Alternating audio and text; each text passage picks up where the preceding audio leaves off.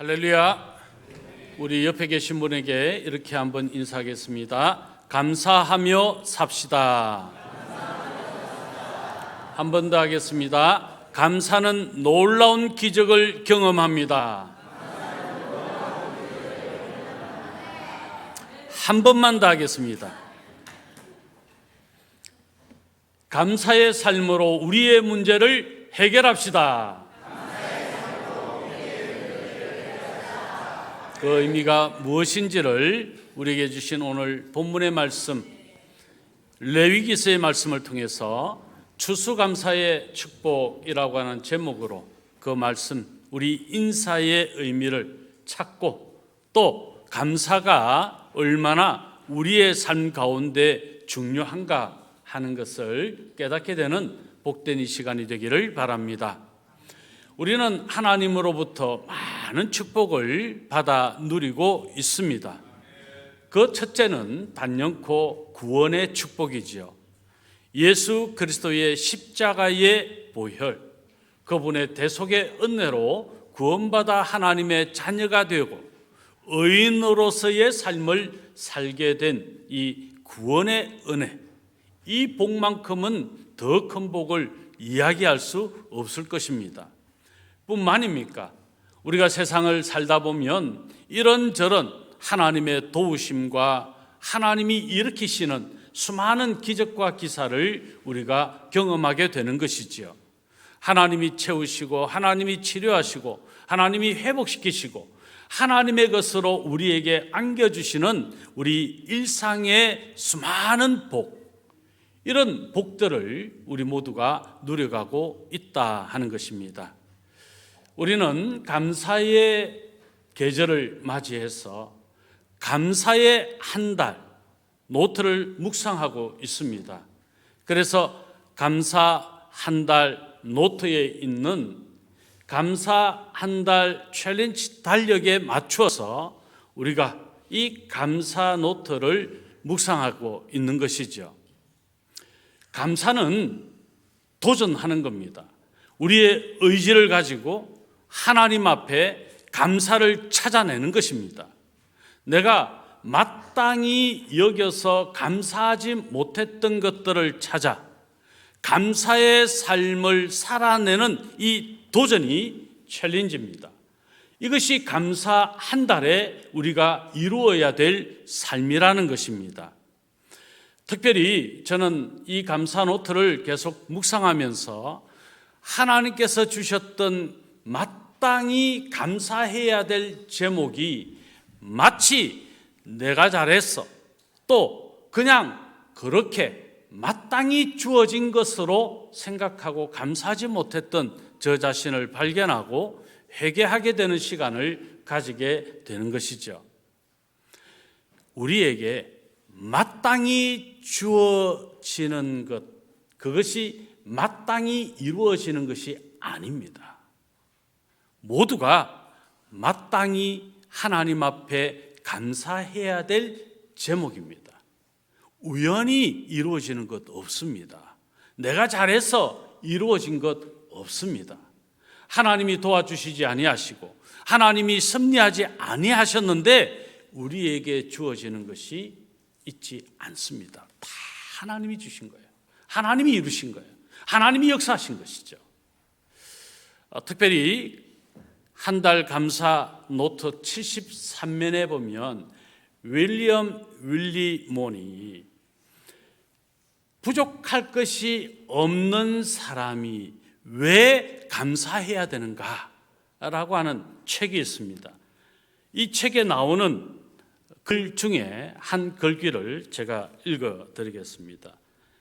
73면에 윌리엄 윌리몬의 부족한 것이 없는 사람에게 왜 복음이 필요한가, 그 책의 한 일부 내용입니다. 사소한 단어 감사는 그 울타리 안에 우주를 담고 있다. 감사하다고 말하는 것은 언제나 무언가가 선물임을 인정하는 것이고 그 선물이 좋다고 인정하는 것이고 또한 선물을 주는 이가 있음을 인정하는 것이다. 우리에게 주어진 선물 같은 모든 것들이 마땅히 그냥 그렇게 주어진 거 아니다. 우연히 또 내가 잘해서 주어지는 것이 아니다. 주시는 이가 계셨기 때문에 그분을 통해서 우리에게 주어진 것이다. 그러므로 우리는 당연히 감사해야 한다. 우리는 이 감사의 계절을 맞이해서 감사해야 될 것이 얼마나 많은가. 감사의 제목들을 한번 생각해 보면 수를 헤아릴 수 없을 정도로 모든 것이 감사 제목이구나 하는 것을 발견하게 되는 것이죠. 성도 여러분, 우리는 얼마나 감사하며 살고 있습니까? 우리는 얼마나 하나님이 주신 은혜를 은혜로 여기며 살고 있는가 하는 겁니다. 하나님이 주신 것임에도 불구하고 그것을 깨닫지 못하고 마치 다 내 것이냐, 하나님의 소유임에도 불구하고 그것이 마치 내 소유인 것처럼, 소유권을 가진 이가 하나님이심에도 불구하고 소유권이 내게 있는 것처럼 그렇게 살고 있는 우리의 모습은 아닌가 하는 것을 이 감사의 계절에 묵상하게 되는 것이죠. 성도들은 마치 하나님이 주신 은혜를 내 것으로 착각하고 있는 경우가 많이 있는 것 같습니다. 그렇습니다. 하나님 주셨으니 내 것은 맞아요. 그런데 그 내 것이 될 수 있었던 것은 하나님이 주셨기 때문이라고 하는 이 감사의 제목이 없이 내 것이 될 때는 문제가 되는 겁니다. 그건 진정한 행복을 누리는 삶이 아니라는 것이죠. 만약에 내가 어떤 화를 만나게 되었을 때, 내가 원치 않은 일을 만나게 되었을 때, 그는 그것 때문에 반드시 불평하거나 원망하기 때문에 그렇습니다. 모든 것이 하나님의 것이고 모든 것을 하나님이 주시고 모든 것을 하나님께서 바꾸실 수 있다고 하는, 내 삶의 주체가 하나님이시라는 것을 인정하는 사람은 어떤 경우에도 감사하게 된다는 것이죠. 이게 지난주에 우리가 함께 나누었던 것도 아닙니까? 그런 측면에서 우리가 추수감사의 축복을 받은 자다, 이 사실을 우리가 분명하게 믿을 수 있어야 합니다. 그렇다면 추수감사의 축복, 내가 받은 이 축복이 뭔가 오늘 본문을 통해서 우리가 한번 살펴보겠는데요. 먼저 첫 번째입니다. 우리 한번 따라서 했으면 좋겠습니다. 배불리 먹고 안전하게 되는 축복입니다. 안전하게 되는 축복입니다. 우리가 받은 축복이 뭐라고요? 배불리 먹고 안전하게 되는 축복이라는 것이죠. 여러분, 우리가 먹고 마시고 누리는 것, 모든 것이 하나님이 우리에게 주신 것임을 믿습니다. 그런데 우리가 마치 그 또한 내가 열심히 땀 흘려서 수고로 얻은 것이므로 하나님께 감사할 제목이 아니라 당연한 것이다 라고 생각하는 경우가 있더라는 것이죠. 최근에 돈이 비싸든 싸든 중요하지 않습니다. 맛집이고 유명하면 1시간이 걸려도 2시간이 걸려도 한 끼의 식사를 해결하기 위해 가는 분들이 많지 않습니까? 또 우리가 사는 인근에 맛집이 있으면 배불리 먹기 위해서, 맛나게 먹기 위해서 번호표를 받고 줄을 서서 그렇게 그 식사 한 끼를 해결하지 않습니까? 여러분, 그렇게 했을 때 성도는 그 상황 가운데서 감사함의 고백이 있는가 하는 걸 한번 생각해 봐야 되지 않을까요? 만난 것을 배불리 먹으면서 이 모든 것을 제공해 주신 이가 누구신가를 한번 생각해 봐야 되지 않을까요? 그분이 내게 주신 이 축복을 내가 오늘도 누리는구나, 내 배가 가득가득 채움을 받는 거구나, 하나님이 주신 복이시구나, 여러분 한번 생각해 봐야 되는 것 아닌가요? 그런데 그냥 형식적으로 음식 앞에 기도하고 때로는 그조차 전혀 어떤 그런 과정, 감사의 과정도 없이 그 음식을 취하고 당연한 듯이 살고 있는 우리의 모습은 아닌가. 여러분, 먹고 싶어도 먹지 못하는 분들이 많습니다. 꼭 딴 나라의 이야기만은 아니에요. 정말 한 끼의 식사를 제대로 해결하지 못하는 이 땅의 대한민국, 우리 민족 가운데도 많은 사람이 그렇습니다. 또 어떤 이는 먹을 것을 손에 움켜쥐고도 입으로 넣을 수 없는 사람이 많습니다. 어떤 줄에 의지해서 음식을 체내에 공급해야만 살 수 있는 사람도 많습니다. 여러분, 우리가 손을 사용해서 음식을 내 입으로 넣고 그것을 소화시킬 수 있다는 것이 얼마나 큰 축복인지 감사해 보셨습니까? 우리의 삶이 이런 감사의 일상이 되고 있는가를 우리가 한번 생각해 봐야 된다는 것이죠. 우리에게 과연 이 감사가 관심이 되고 있는가? 그래서 사람들은 감사하지 못하는 경우가 더 많은 것 같아요.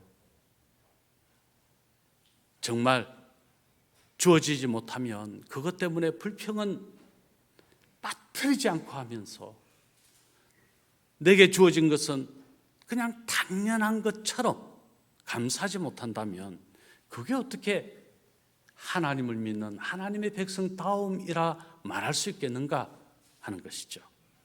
그런 측면에서 사람들은 끊임없이 비교하면서 불평하기를 좋아합니다. 여러분, 꼭 불평을 만드는 비교, 나보다 조금 더 똑똑한 사람, 나보다 조금 더 잘 사는 사람, 나보다 조금 더 잘생긴 사람, 나보다 조금 더 뭐가 나은 사람, 꼭 그런 사람들하고 비교하잖아요. 그러면 조금만 더 하면 넘었을 것 같고 조금만 더 하면 뒤따르던 내가 이제 앞지를 수 있을 것 같은 생각에서 이게 제대로 안 되면 불평하고 원망하고 그 사람이 싫고 미워지고 안 되면 그냥 쥐어박아서라도 내 속에 있는 분을 내 속에 채워지지 않는 무엇인가를 그냥 발산해 버리려고 하는 우리의 모습이 아닌가. 나보다 조금 못하고 나보다 조금 부족하고 나보다 조금 뒤에 있는 사람과 비교하지 않잖아요. 그래서 학부형들이 내 자녀들을 생각하면 꼭 누구와 비교합니까? 옆집에 공부 잘하는 아이, 옆집에 똑똑한 아이. 자꾸 비교하니까 내 아이를 더 힘들게 만들고 더 고통스럽게 만들잖아요. 내 아이가 그래도 저 아이보다 좀 더 나아. 조금 부족한 것과 비교하면 우리는 감사할 수밖에 없어요. 모든 것이 내 기준 속에 내가 그어놓은 선에서 벗어나지 못하니까 불평한 거예요. 감사하지 못하는 것이죠. 광야의 이스라엘 백성들이 하나님의 약속의 땅 애굽에서 가나안으로 옮겨가는 그 여정, 그들 하나님이 이루신 수많은 기적들을 경험했잖아요. 목이 마르다 그러면 하나님 물을 주셨어요. 배가 고프다 그러면 하나님께서 만나를 주시고 메추라기를 주셨어요. 만나만 먹기 식상합니다. 고기도 주십시오. 하나님 그러니까 메추라기 떼를 보내주셔서 고기도 먹게 하셨어요. 감사합니다 하나님, 고맙습니다 하나님. 맛있는 만나를 먹습니다. 메추라기를 먹습니다. 그런데 이내 곧 식상해지고, 하나님 이것밖에 없습니까? 좀 더 맛있는 것 없습니까? 이내 곧 하나님이 베풀어 주신 은혜는 잊어버리고 불평하고 원망하는 이스라엘 백성들. 하나님은 또 그들을 안전하게 하셨습니다. 하나님이 가라시는 그 길을 가고 하나님 말씀하시는 명령에 순종하면 언제나 안전했습니다. 그런데 하나님을 떠나니까 많은 질병이 오고 또 주변의 사람들을 인하여 그들이 고통을 당하고 죽음을 당하는, 여기의 핵심이 무엇입니까? 하나님이 함께 하시면 안전하다. 하나님이 함께 하시면 배부르다. 하나님께 감사하지 못하고 불평하고 원망하며 하나님을 떠나면 안전할 수도 없고 배부를 수도 없다. 모든 것은 하나님이 주셨으니 하나님께 감사함이 당연한 이스라엘 백성들의 반응이어야 되는 것이죠. 그래서 하나님, 저를 도와주셔서 감사합니다. 하나님, 저에게 채워주셔서 감사합니다. 배불리게 해주셔서 감사합니다. 안전하게 해주셔서 감사합니다. 이것이 이스라엘 백성들의 삶이어야 한다면 오늘 저와 여러분의 삶도 하나님이 베풀어 주신, 배불리게 하시고 안전하게 하신 것에 감사해야죠. 하나님께 감사하지 못하니까 하나님을 의지하지 않는 것이고, 하나님을 의지하지 않고 하나님을 믿지 않으니까 늘 화가 따르는 것 아닐까요?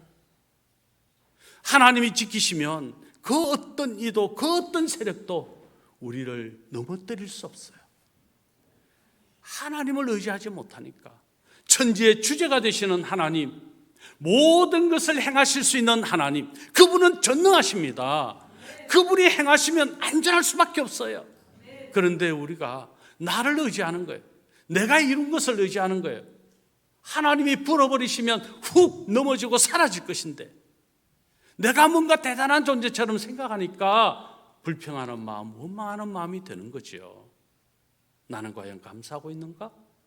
나를 배불리게 하신 하나님 감사합니까? 오늘 보면 19절의 말씀 우리 같이 한번 읽겠습니다. 땅은 그것에 열매를 내리니 너희가 배불리 먹고 거기 안전하게 거주하리라. 하나님께서 축복하시면요, 어떻게 됩니까? 열매를 풍성하게 배불리 먹을 수 있도록 하나님께서 주신다는 것이죠. 뿐만 아니라 그들이 어디에 있든지 그들이 거처 삼은 그곳에 하나님이 지켜주셔서 안전하게 된다는 거예요. 여러분, 우리의 가정들이 다 안전합니까? 우리가 먹고자 하는 모든 것들을 배불리 먹을 수 있습니까? 안전한가? 내가 배부른가? 한번 생각해 보라는 것이죠. 그렇다면 내가 배부르고 내가 안전하다고 한다면 누가 지켜주신 것이고 누가 주신 것인지, 공급하시는 이가 누구신지를 우리가 제대로 고백하자는 것이죠. 그게 감사입니다. 그래서 내가 일상에 감사함이 부족했다면 그 감사의 제목들을 찾아내는 이 도전을 우리가 감사의 계절에 이루어야 된다는 거예요. 생존과 안녕뿐만 아니라 우리의 삶의 평화, 이웃과의 평화, 나라의 평화, 이 모든 것은 하나님이 주시는 것이라고 말씀하고 있는 것이죠. 하나님이 거두시면 안전할 수 없고 하나님이 거두시면 우리의 배는 굶을 수밖에 없어요. 하나님이 주셔야 돼요. 그렇다면 주신 것에 감사한 것은 너무도 마땅한 우리의 삶의 믿음의 표현 아닌가. 그렇습니다. 하나님께서 주신 가나안 땅에 들어간 이스라엘 백성들이 큰 은혜를 누린 것 같이 오늘 저와 여러분이 예수 그리스도를 믿음으로 하나님이 배불리시고 안전하게 하신 이 은혜를 감사하며 사는 것은 당연한 것이다. 신명기 11장 14절입니다. 우리 같이 한번 읽겠습니다. 여호와께서 너희의 땅에 이른비 너전비를 적당한 때에 내리시리니 너희가 곡식과 포도주와 기름을 얻을 것이요. 하나님의 자녀들에게 하나님은 언제나 이른비와 늦은비 때에 따라 그 소출을 거둘 수 있도록 풍성한 경작을 이룰 수 있도록 하나님께서 도와주시겠다. 그래서 그곳에 곡식과 포도주와 기름 등 우리가 얻어 배부르게 할 모든 것들을 하나님이 책임지고 공급해 주시겠다 말씀하시거든요. 믿으십니까? 뭐 굳이 하나님이 안 도와주셔도 나는 잘 살 수 있어. 나의 사업 잘 되고 있어. 난 괜찮아. 예. 혹 그런 분이 계신다면 감사 안 해도 괜찮아요. 여러분, 그러나 우리의 모든 것은 하나님의 은혜 아닌 것이 없잖아요. 그래서 모든 것이 하나님의 은혜입니다 고백할 때는 은혜를 받고 찬양하면서 눈물을 찬양할 때만 그러면 뭐합니까? 삶에서 감사가 있어야죠. 삶에서 누리는 은혜가 하나님 앞에 감사로 고백돼야 되지요. 오늘 본문 18절에 그래서 하나님은 이렇게 말씀하시는 거죠. 같이 읽습니다. 너희는 내 규례를 행하며 내 법도를 지켜 행하라. 그리하면 너희가 그 땅에 안전하게 거주할 것이라. 하나님이 정하신 말씀, 그 규례, 그 법도를 따라서 우리가 순종해내면 여러분, 우리는 언제나 안전한 거예요. 그래서 이것을 한마디로 이렇게 표현할 수 있는 것이죠. 너희가 하나님께서 주신 것으로 알고 감사하며 살면 내가 너를 꼭 안전하게 해줄게. 마치 그 말씀 같지 않아요? 하나님께 감사하지 않으니까, 하나님이 도우시고 하나님이 주신 것을 인정하지 않으니까 그 인생이 지금 비록은 화려한 것 같아도, 지금 비록 많은 것을 누리는 것 같아도, 지금 비록 풍성한 것 같아도 여러분 아십니까? 이내 곧 아무것도 아닙니다. 모든 것을 잃어버립니다. 끝입니다. 그 인생이 끝입니다. 하나님께 감사하는 것은 하나님이 모든 것을 주셨습니다를 고백하는 신앙의 표현입니다. 열왕기상 10장 23절과 27절에 당대 최고의 왕, 최고의 나라에 대한 이 축복이 솔로몬 왕 때 언급이 되죠. 우리 같이 한번 읽습니다. 솔로몬 왕의 재산과 지혜가 세상의 그 어떤 왕보다 큰지라. 왕이 예루살렘에서 은을 돌같이 흔하게 하고 백향목을 평지에 뽕나무같이 많게 하였더라. 여러분, 하나님이 도우시면, 그래서 하나님이 주시고 안전하게 하시면 그 나라가 어떻게 됐다고요? 왕이 어떤 왕보다도 가장 부자가 됐다. 예. 이 말은, 부자가 됐다는 말은요, 주변의 어떤 나라보다도 강국이 됐다는 것이고, 주변의 어떤 나라보다도 안전하다는 거예요. 여러분, 강국은 어떻게 정의할 수 있습니까? 일단 군사력이 가장 좋은 나라, 그렇죠. 국력이 아주 좋은 나라, 경제력이 아주 좋은 나라 등등, 이런 강국, 지금 우리는 일반적으로 뭐 선진국이다 그렇게도 표현하겠죠. 그래서 감히 다른 나라, 이웃 나라가 넘볼 수 없는 그런 강국, 어떻게 가능할까요? 하나님이 지키셔야 가능해요. 여러분, 우리나라도 우리의 과거 역사를 돌아보면 얼마나 아픔의 기간이 많았는지 몰라요. 수시로 외적들의 또 수많은 나라의 침략을 받고 고통을 받고 힘든 때를 지나왔던 우리 민족 아닙니까? 민족과 민족끼리 끊임없이 싸우며 왔던 우리나라 아닙니까? 여러분, 결코 안전할 수 없어요. 하나님이 지키시면 안전한 줄로 믿습니다. 여러분, 대한민국이 저 북한의 악한 정권이 언제든지 전쟁을 일으킬 수 있음에도 전쟁을 왜 못 일으키나요? 미국이 있기 때문입니까? 그렇게 생각하시면 미국으로 가셔요. 하나님이 지키시기 때문인 줄 믿습니다. 우리나라가 왜 잘 삽니까? 미국이 돈을 많이 줘서 잘 사는 겁니까? 그런 때도 있었죠. 그러나 여러분, 하나님이 주셨기 때문에 잘 사는 줄로 믿습니다. 이거 알아야 되는 거예요. 이거 알아야 되는 거예요. 나라가 진정으로 잘 살게 되는 것은 하나님이 주신 것이다. 그래서 솔로몬 왕은요, 재산과 지혜가 세상에 그 어느 왕보다 뭐 했다고요? 큰지라. 최고 어떤 왕이 됐다는 거예요. 하나님이 축복하시면 그렇게 된다는 것이죠. 또 보세요. 예루살렘에서 은을 돌같이 흔하게 하고 백향목을 평지에 뽕나무같이 많게 하셨다. 그냥 은은 발에 밟히고 차이는 게 마치 돌처럼 여겨질 정도로 잘 살았다. 백향목, 이 백향목이 지금 이스라엘에서 나는 나무가 아니에요. 맨 나라에서 옮겨와 수송하는 것만 해도 엄청난 비용과 엄청난 에너지가 드는 그 백향목이 그냥 길거리 가면 흔하게 보이는 나무같이 이스라엘에 많았다. 누가 그러셨어요? 하나님께서 그러신 거예요. 여러분, 우리가 지금 좀 살만하다. 누가 그 축복 주셨나요? 하나님이 주셨어요. 난 아직까지 뭐 집도 작고, 아직까지 나는 임대고, 나는 아직까지 전세고. 어떤 경우라도 하나님이 주셨기 때문에 누리는 거예요.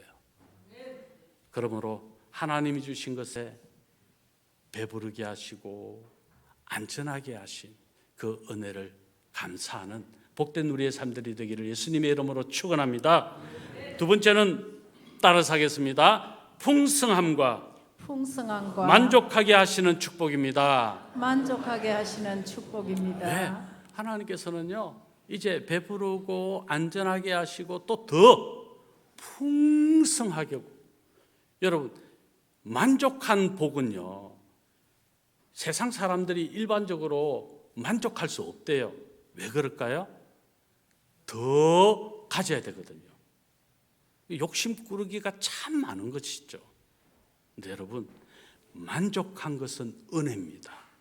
내가 이만큼 해도 만족하고 저만큼 해도 만족하고 언제나 만족할 수 있는 것이 은혜입니다. 복입니다. 만족한 사람은 어떤 경우에도 기뻐요. 어떤 경우에도 감사해요. 어떤 경우에도 즐거워요. 한마디로 행복해요. 그런데 만족하지 못한 사람은 행복할 수가 없어요. 왜요? 아직까지 아니거든. 아직까지 아니거든. 그래서 계속 채워지기를 바라는 사람은 욕망에 사로잡혀서 욕심꾸러기가 되고 결국 그는 행복할 수가 없는 거예요. 그래서 만족한 것이 하나님의 축복이구나. 감사, 추수의 감사, 하나님이 주신 축복을 누리는 거구나 하는 것을 알 수 있는 것이죠. 오늘 본문 말씀 20절로 21절의 말씀인데 같이 읽습니다. 만일 너희가 말하기를 우리가 만일 일곱째 해에 심지도 못하고 소출을 거두지도 못하면 우리가 무엇을 먹으리요 하겠으나 내가 명령하여 여섯째 해에 내 복을 너희에게 주어 그 소출이 3년 동안 쓰기에 족하게 하리라. 아멘. 지금 이 말씀은 안식년에 대한 규례를 주신 말씀이에요. 자, 안식년은 25장 1절로부터 7절까지 안식년에 대한 규례를 주고 계셔요. 그리고 그 이후 8절로부터 이제 신년에 대한 말씀을 주시지요. 자, 오늘 본문은 앞서서 말씀하신 이 안식년과 신년에 대한 말씀을 반복하시면서 우리가 감사해야 될 마땅한 이유를 지금 밝히는 것입니다. 그럼 이 안식년을 지키는데 여섯째 해 동안 열심히 일하고 일곱 번째 해에는 안식하라 하는 것이죠. 말은 땅을 쉬게 하라. 더 이상 농사 짓지 마라. 그 말입니다. 자, 그러면 사람들이 이렇게 말한다는 겁니다. 성경이 이렇게 말하죠. 우리가 무엇을 먹으려 하겠으나. 아니, 농사를 짓지 않는데, 먹을 양식이 생기지 않는데 우리가 어떻게 살 수 있습니까? 라고 사람들이 말한다는 것이죠. 여러분, 여기에 중요한 한 가지 의미는요, 정말 하나님이 모든 것을 주셨다고 한다면 쉬는 그때도 하나님이 주실 줄로 믿는 겁니다. 지금 내가 비록 눈에 보이지 않지만, 손으로 만져지지 않지만, 이것이 내게 취해질 것으로 여겨지는 것이 분명하지 않지만 하나님 말씀대로 순종하면 하나님이 주실 줄로 믿습니다. 이게 믿음, 제대로의 믿음이라는 거예요. 하나님이 그렇게 순종하면 어떻게 하신다고요? 3배로 소출을 주시겠다는 거예요. 이게 풍성한 거예요. 성경이 이렇게 말씀합니다. 내 복을 너희에게 주어 그 소출이 3년 동안 쓰기에 족하게 하리라. 1년도 아니에요. 7째 해에 누리는 먹을 소출도 아니에요. 3년 동안이나 먹을 수 있는 더 풍성한 복으로 하나님이 주시겠다는 거예요. 말씀대로 살지 않으니까 이 복을 우리가 못 누리는 거예요, 여러분. 말씀에 순종하면 하나님이 약속하신 것은 하나님 반드시 이루십니다. 반드시 풍성한 복을 받게 된다는 거지요. 고린도후서 9장 10절의 말씀인데요, 같이 한번 읽겠습니다. 심는 자에게 씨와 먹을 양식을 주시는 이가 너희 심을 것을 주사 풍성하게 하시고 너희 의의 열매를 더하게 하시리니. 여러분, 하나님께서는 우리에게 풍성하게 우리를 의롭게 여겨주셨어요. 이 말은요, 예수 그리스도의 보혈로, 예수 그리스도의 십자가의 은혜로 죄인 되었던 우리가 의인이 되어서, 마귀의 종로로 타던 우리가 하나님의 자녀가 되어서 하나님께서 주목하는, 하나님께서 관심을 기울이시고 하나님께서 한치도 눈을 떼지 않는 그런 존재가 되었다. 그래서 하나님이 보호하시고 하나님이 채우시고 우리가 안전하게 살 수 있는 것이죠. 그런데 하나님은 풍성하게 우리의 생각에 제한하는 이 선을 우리가 끊어버려야 돼요. 이렇게 하면 이 정도 되겠네, 그런 선을 그어버려야 돼요. 하나님이 일으키시는 기적은요, 우리의 생각을 뛰어넘습니다. 우리의 판단을 뛰어넘습니다. 우리가 생각하는 것보다 훨씬 넘치도록 하나님은 채우시는 것이죠. 이 풍성한 은혜와 복을 받을 마땅한 자격이 의인에게 있는 겁니다. 하나님의 자녀에게 있는 겁니다. 하나님이 주시니까요. 이 복을 우리가 지금 누리는 사람들이라는 거예요. 믿으십니까? 아멘이십니까? 예, 아멘 큰 소리 해도 괜찮아요. 손해 안 됩니다. 내가 고백하는 대로 하나님께서 채워주시는 거예요. 한마디로 한 해 농사를 통해 대풍년의 수확을 거두게 하시는 하나님이시다. 그런 은혜가 우리 모두의 누리는 은혜가 될 수 있기를 예수님의 이름으로 축원합니다.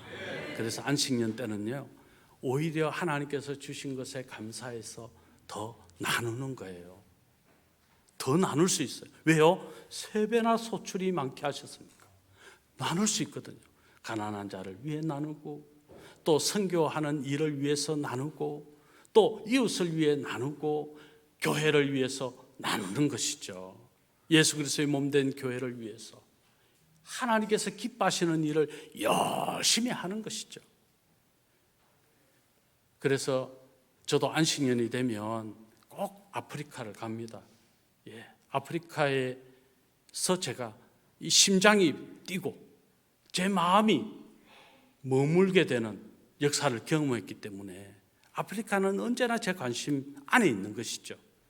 그래서 지난 안식년 때도 제가 아프리카를 갔고, 또 그 선교사님들을 격려하고, 또 그 현장에서 정말 그 현지인들 돌아보는, 내년이 제가 또 안식년이 돼서 우리 장로님들께 안식년을 어떻게 쓰겠습니다 하고 지난 정책당회 때 또 보고를 했는데 마찬가지입니다.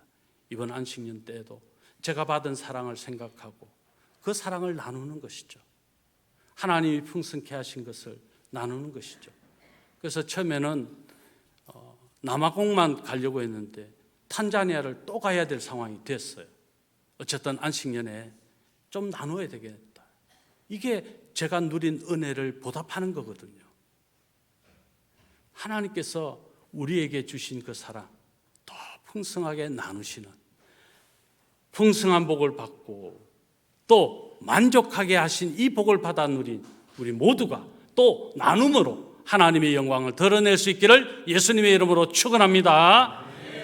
마지막으로 우리 따라서 합니다. 소유를 되돌리는 축복입니다. 소유를 되돌리는 축복입니다. 본문 28절 같이 읽겠습니다. 그러나 자기가 물을 힘이 없으면 그 판 것이 희년에 이르기까지 산자의 손에 있다가 희년에 이르러 돌아올지니 그것이 곧 그의 기업으로 돌아갈 것이니라.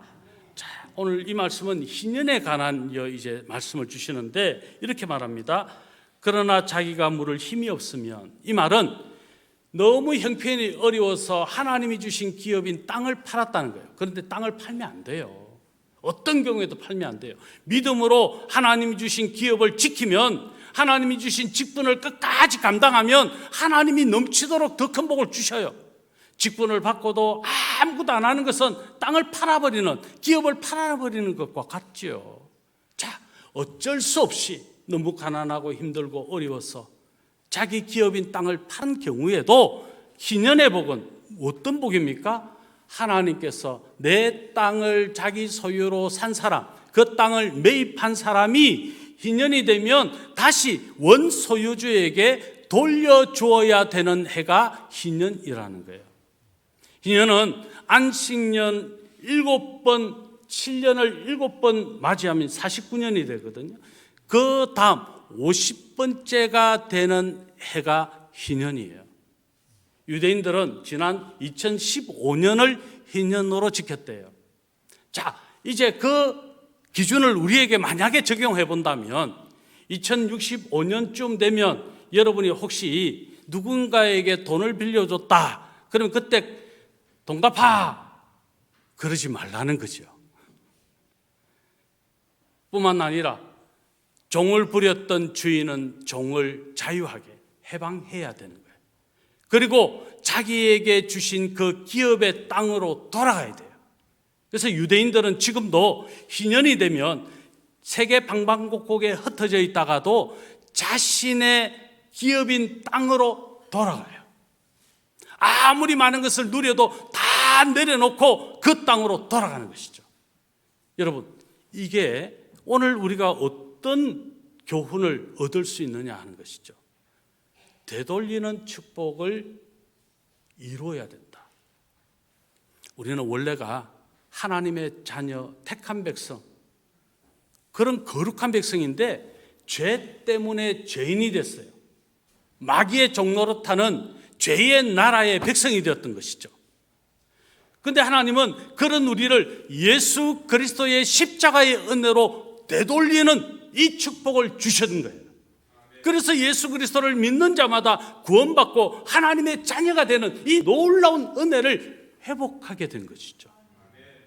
그러므로 우리도 이제 그 은혜를 생각하면서 누군가에게 빚진 자의 빚을 면제해주고, 누군가를 억압하고 누군가를 종삼을 수 있었던 자리에, 주인의 자리에서 내려와서 그를 자유케 해주고, 내가 누릴 수 있었던 모든 것들을 내려놓고 오히려 주변의 이웃들을 위하여 그들을 더 돌아보면서 그들에게 나누고 그들의 삶의 형편을 또 힘써 도와줄 수 있는 그 삶이 바로 되돌림의 축복이라는 거예요.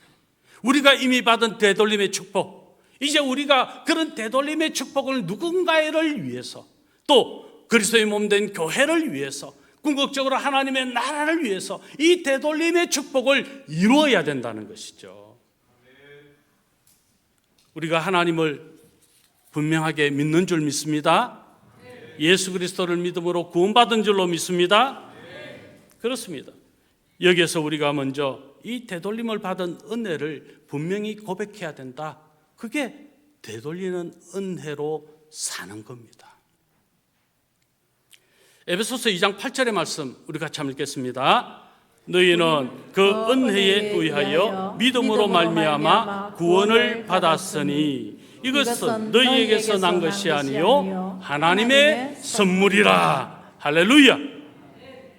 그렇습니다.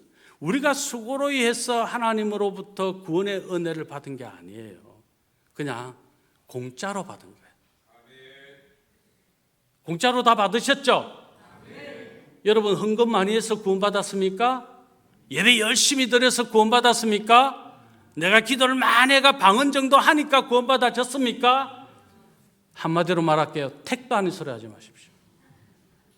하나님이 주신, 거저 주시는 은혜 공짜로 받았어요. 그런데 이런 말이 있죠. 세상에 공짜는 없다. 일본 말에도 이런 말이 있다고 합니다. 공짜보다 비싼 것은 없다. 무료요리 꽃가나 모노와 아리마센.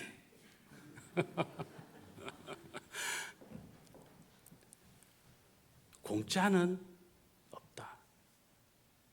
마치 예수 그리스도의 십자가를 인정하고 있는 듯 하지 않습니까?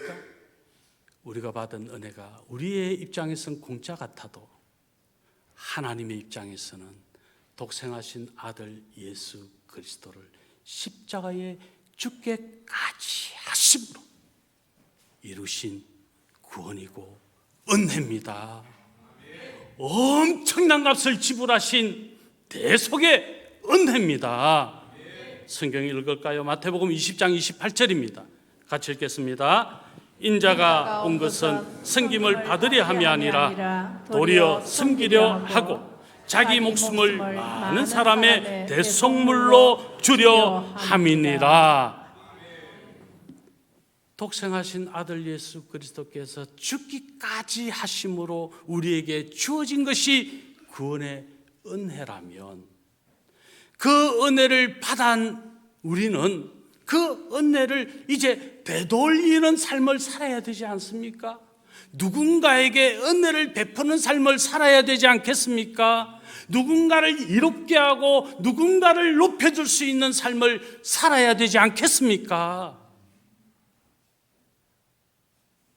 에베소서 1장 7절의 말씀입니다. 같이 또 읽습니다. 우리는 그리스도 안에서 그의 은혜의 풍성함을 따라 그의 피로 말미암아 속량 곧 죄 사함을 받았느니라. 이 큰 사랑, 죄 사함의 은혜를 받았다면 이제 우리가 해야 될 가장 첫 번째 되돌림의 축복을 이루는 삶은 마땅히 예수 그리스도를 알지 못해서 멸망을 당할 수밖에 없는 그들에게 예수 그리스도의 십자가의 복음을 전해서 그들이 구원받고 하나님의 자녀가 되고 그들이 배부름의 복을 받게 되고 안전의 복을 받게 되고 풍성케 되는 복을 받게 되고 만족한 복을 받게 하는 이 일이 되돌림의 축복인 것이죠. 우리가 누려야 될 축복이라는 것입니다. 그리고 이어서 우리는 어떤 감사의 제목이라도 그 감사의 삶을 살아내는 것이 하나님의 은혜입니다. 우리 이번 감사 노트에 주제곡이 하나 있는데요. 제가 가사를 잠시 한번 읽어드릴게요. 내 백성이 나를 떠나 돌아섰지만 내 사랑이 내 백성을 포기 못하니 내 모든 것 내어주고 나 그들을 얻으리라. 여호와께로 돌아가자. 우린 돌아서도 그는 변치 않네. 여호와께로 돌아가자. 우린 넘어져도 그 사랑 영원하네. 우리 주님은요, 우리를 영원히 사랑하십니다. 그 사랑받은 자답게 우리도 누군가를 사랑해야 합니다. 혹시 마음속에 그려지는 미운 사람이 있다면 오늘 예수님의 보혈내 지우개로 지우십시오. 내가 못마땅하게 여겼던 사람이 있다면 예수님의 보혈의 지우개로 지우십시오. 내 마음에 슬픔이 있고 걱정이 있고 염려가 있고 불평이 있고 원망함이 있었다면 보혈의 지우개로 지우십시오. 그때 우리는 주님이 주시는 더 풍성케 하시는 복을 누리게 될 것입니다. 어떤 분이 제게 이런 질문을 했어요. 목사님, 많은 절기가 있는데 절기 때 감사의 예물을 어떻게 하면 좋겠습니까? 라는 것이었습니다. 제가 제 은사 되시는 목사님께로부터 받은 교훈을 제가 말씀드렸어요. 그것은 맥추감사주일이나 추수감사주일은 모든 것이 하나님의 것입니다를 인정하며 하나님이 주신 것에 감사합니다라는 고백을 표현하는 거다. 그래서 은사 목사님 그러셨어요. 11조의 예물은 바로 모든 것이 하나님의 것입니다를 표현하는 것이기 때문에 맥추나 추수는 11조의 예물로 준비해서 하나님께 드려보거라. 성탄과 부활은 성탄은 나의 죄를 대속하시기 위해 독생하신 아들 예수 그리스도께서 이 땅에 오셔서 내 죄의 문제를 해결해 주신 이 은혜를 기억하며 내 생명이 주님의 것입니다를 인정하며 이 또한 11조의 예물로 드려보거라.